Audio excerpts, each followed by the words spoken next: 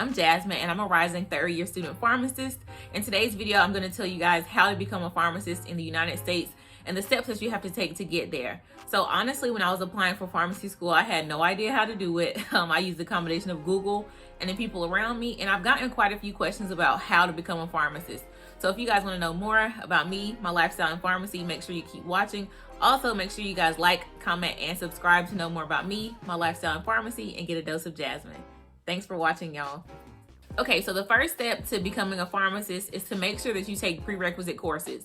So there are normally 2 years worth of courses that you have to take to enter into a pharmacy program, and they may differ a little bit depending on the program that you're interested in. So make sure you research the courses that you have to take to enter, but most of the time there are 2 years, and mostly they're science courses, but there are some differing courses. I know for me, I had to take a diversity course before entering pharmacy school. So make sure you research it. And also, while you're getting those prerequisite courses, make sure you keep your GPA high so you're a competitive applicant. And also make sure you try to do some extracurricular activities. That way you can stand apart from the competition during the application process. Also, I received a 4-year degree instead of the 2-year prerequisite courses.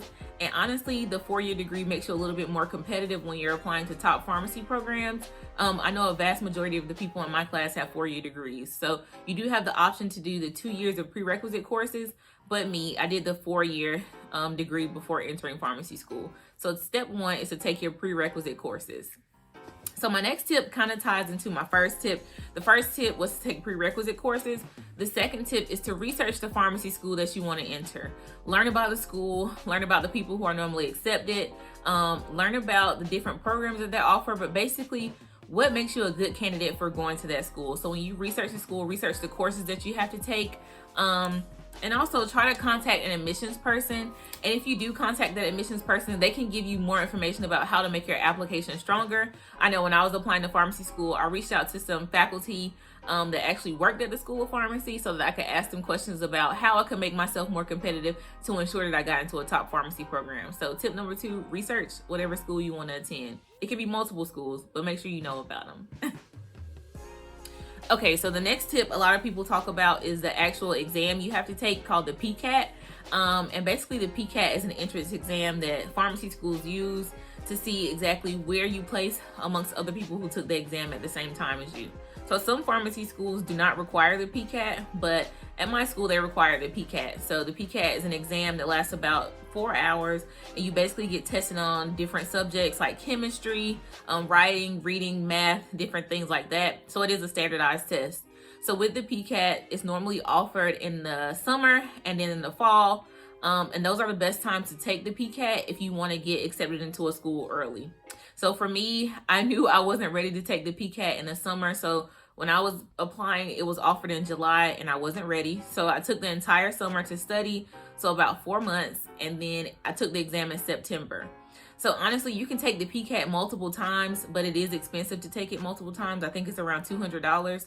So for me, I knew I only wanted to take it once. So if you study really hard, take those practice exams, make sure you take the PCAT before entering into pharmacy school. And the time period is up to you, but most people, I recommend to take it either in the summer or the fall so you can apply early. Okay, so my next tip after you take the PCAT, it's time for you to apply to different pharmacy schools. So after you've researched these schools as stated before, you'll know which ones you want to attend. And with the application process, it's through something called PharmCast. And it's basically an area where you can submit multiple applications for multiple schools. And with that, it's like a typical application process. So you're gonna need a letter of intent. You're gonna need some letter writers, so some letter of recommendations. You're gonna need your transcript, and basically you're just gonna need an overall good application. So number 1, if you join those organizations while you're taking your prerequisite courses, you can have a faculty member write your letter of recommendation. For your letters of recommendation, it may be helpful to have an actual pharmacist write a letter if you want to go to pharmacy school, but I didn't have any pharmacy experience before pharmacy school, so I didn't use a pharmacist. I actually had an MD, and I think 2 PhDs to write my letters of recommendation, but they spoke to my character, my work ethic, and the different things I learned while working with them. So you don't have to have a pharmacist for your letters of recommendation. In terms of your letter of intent or your purpose statement to say why you want to go to pharmacy school, I think it's best to have multiple people look at your letter of intent. I had a lot of people look at it, It changed dramatically from the time I wrote it to the time I submitted it, and it honestly made me a better applicant. And in your letter of intent, you want to make sure that you portray who you are as a person and why you want to do this career path. It's also important that if your grades aren't exactly where you want them to be, or your PCAT score is not as high as you want it to be, in your letter of intent, you can say exactly what happened during those times and why your grades aren't where they're supposed to be. So for example, if one semester in college while you were taking these courses, something dramatic happened in your life, then you can say that in your letter of intent and tell exactly what happened and how you grew as a person after that event. So use your letter of intent to your advantage. It's a great way to tell exactly who you are and why you want to do pharmacy. So also some schools require a secondary application on top of the Pharmacist application, and it depends based on the school. So honestly, I only applied to one pharmacy school and we had a secondary application, but I don't know about everybody else. So make sure you look out for the secondary application if you have to do one for your school. And also when you apply in Pharmacist, you can apply to multiple schools of pharmacy. So you don't have to apply to just one. But remember, the more schools you apply to, the more money it costs. So if you don't have a lot of money, then try to think about that when you're choosing how many schools to apply to. Okay, so the next step after you submit your application, you go through an interview process with your school, and it varies depending on your school. But for most pharmacy schools, you have something called an MMI interview process, or a multiple mini interview.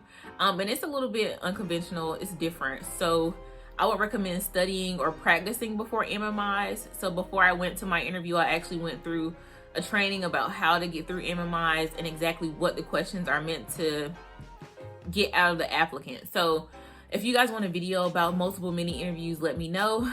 But yeah, practice for your interviews because they're really important. So after your interview process, you are accepted in a pharmacy school. Yay. So one thing that was really shocking for some people entering into pharmacy school is that you have to pay a fee to save your seat at the school. So when I applied, I had to pay around $500 to say, hey, I'm going to your school. And when you pay that fee, it actually ends up going toward your tuition, but there is a fee associated with it being accepted into a pharmacy program. So make sure you have lots of money, because even after you get accepted, you have to pay a fee to even say you're going to that school. So save your coins. Okay, so after paying the fee and being accepted, yay, you're now in pharmacy school. You now have to finish 4 years of pharmacy school. With most schools, it is 3 years of didactic learning or in the classroom lecture style learning, depending on your school, and then 1 year of fully being in the field, so 1 year of rotations. So after you finish those 4 years of pharmacy school, you have to decide what you want to do for a career path. And the way that pharmacy is evolving now, because pharmacy is really saturated, there are a lot of people with PharmD degrees. Most people are going into residency programs or fellowship programs. So with a residency program, you are going to be more than likely trained to be a clinical pharmacist, which means you're going to be trained in being a medication expert in terms of treating patients and working with a medical team to help treat those patients. So there are some residency programs that offer clinical training as well as educational training. But yeah, most people do residencies or fellowships. So in terms of fellowships, there are a wide variety of fellowship programs, the most popular being at Rutgers. So fellowship programs give you the opportunity to work in industry, or if you want to do research, or if you want to do a fellowship program that deals with politics or pharmacy politics. It's totally up to you, but there are a wide variety of fellowship programs, but Rutgers, for me, I know is the most popular. So when you're applying for these programs in your 4th year, you end up knowing exactly what program you're going to be doing, a residency or a fellowship, or you can try to enter into the job market. So just submitting an application to become a pharmacist at anywhere that's hiring for the most part. But most people who don't pursue residency or fellowships can work in community pharmacy. And that's the most popular route that I know about if you don't pursue residency or fellowship. So after you get accepted into these programs during your 4th year and you've done your 4th year rotations, you ultimately have to take your licensing exams. So you have to take the NAPLEX, and you also have to take a law exam. So these are 2 exams that you must take in order to become a pharmacist in your respective state. And it just says that, yeah, I've actually learned these things over the last 4 years. So it makes sure that everyone is on a level playing field before becoming a licensed pharmacist. Okay, so I've given you guys the roadmap for how to be accepted into a pharmacy program, or actually how to become a pharmacist. So if you guys want to know more about pharmacy, my lifestyle, beauty, all things Dose of Jasmine. Make sure you guys like, comment, and subscribe. Thank you guys so much for watching. If you have any questions, feel free to leave them in the comment section below. I also have some frequently asked questions in the description box. So if you guys want to know more, ask questions below. And if there's anything I haven't covered, ask more questions and let me know. So thanks for watching, guys. You guys have a great day.